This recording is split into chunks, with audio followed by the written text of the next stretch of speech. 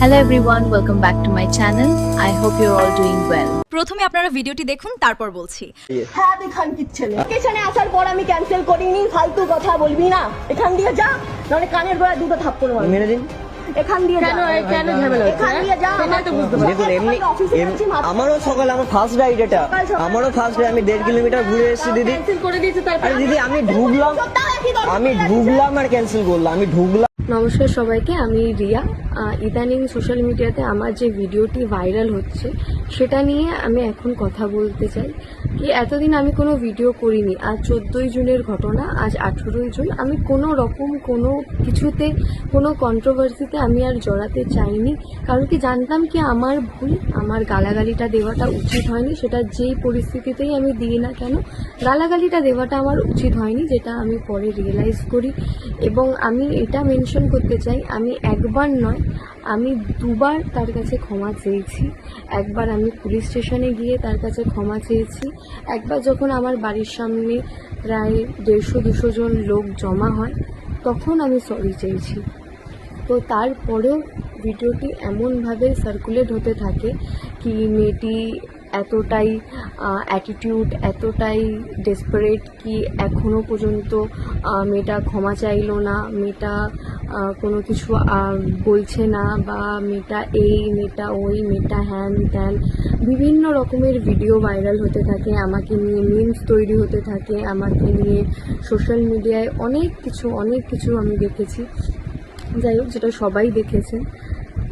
কিন্তু আমার যেটা এখন কথা, মানুষ না জেনে ভুল জিনিস ছড়াচ্ছে, তো মানুষের সঠিক জিনিসটা জানাটা খুব দরকার। কি সেদিনকে কি হয়েছিল, কি কথায় কাটাকাটিতে আমি গালাগালি দিয়েছিলাম। কারণ কি একটা মানুষ তো বিনা কারণে কোনো রাস্তায় চলে যাওয়া লোককে গালাগালি দিতে পারে না। নিশ্চয়ই তাদের মধ্যে কিছু না কিছু, 1 মিনিট হোক, 2 মিনিট হোক, 3 মিনিট হোক, কিছু না কিছু কথা হয়েছে যার পরিপ্রেক্ষিতে তার সঙ্গে গালাগালি দিয়েছে। তো আমি চাই কি মানুষ সেই জিনিসটা জানুক। কারণ কি যে ভিডিওটি ভাইরাল হচ্ছে সেই ভিডিওতে বাস আমার গালাগালি টুকুনিকে হাইড করা হচ্ছে। তার আগে সেই যে র্যাপিডো ড্রাইভারটি আসলেন, এসে কি বললেন, তিনি বা জানলেন কি করে যে আমি সেই মেয়েটি যিনি 2টো র্যাপিডো বুক করেছেন। তো সেই ব্যাপারটা নিয়েই আমি বলতে এসেছি কি এই সব ভিডিওর ক্ল্যারিফিকেশন আমি এতগুলো ভিডিও দেখলাম, কেউ দেয়নি। শুধু তারা আমার ওই গালাগালির পার্টটুকুনিকেই তুলে ধরছে। তো সেটা আমার ভুল, আমি বারবার মেনে নিয়েছি, ছেলেটির সামনেও মেনে নিয়েছি। কিন্তু একটা জিনিস আমি লোকের কাছে বলতে চাই কি এই জিনিসটা ভেবে দেখা হোক, আমার 90% ভুল ছিল, কিন্তু 10% ভুলটা ছেলেটারও ছিল।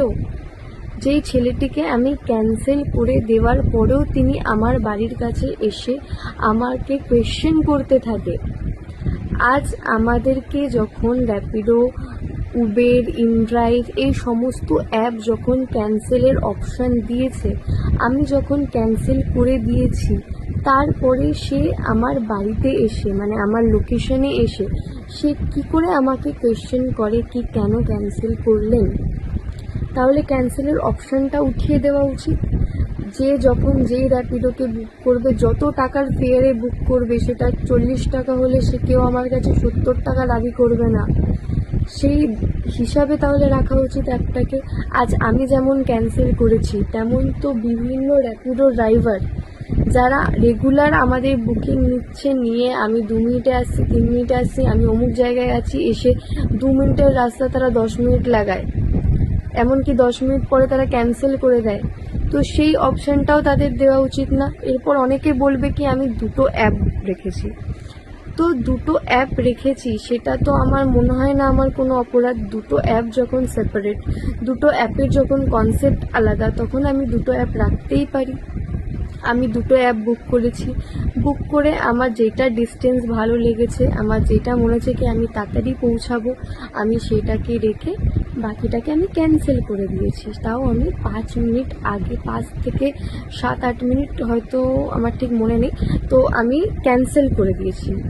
আমি সেটা একবার আমাকে দেখতে হবে। আমি 9:26 আমি ক্যান্সেল করি, জাস্ট স্ক্রিনশট আমার কাছে আছে, আমি সেটা একবার এই ভিডিওতে আমি একবার কপি করে দেবো, বা আমি একবার কমেন্টেও আমি অ্যাড করে দেবো কি আমি 9:26 আমি রাইড ক্যান্সেল করি, তারপরেও ছেলেটি 9:31 আমার বাড়ির সামনে আসে। এবং আমি যখন ঘটনাস্থলে পৌঁছাই, আমি গিয়ে দেখি দুজন র্যাপিডো ড্রাইভারই দাঁড়িয়ে আছে এবং তারা কিন্তু জানে না Sometimes life unfolds exactly like a movie script right before our eyes, proving that even in the most unexpected places, true এরকম নানান ধরনের এবং নানান বিষয়ের নতুন নতুন ভিডিও দেখার জন্য আমাদের চ্যানেলটি সাবস্ক্রাইব করুন আর বেল আইকনটি প্রেস করুন, তাহলেই নোটিফিকেশন পেয়ে যাবেন। সবাই ভালো থাকবেন, ধন্যবাদ।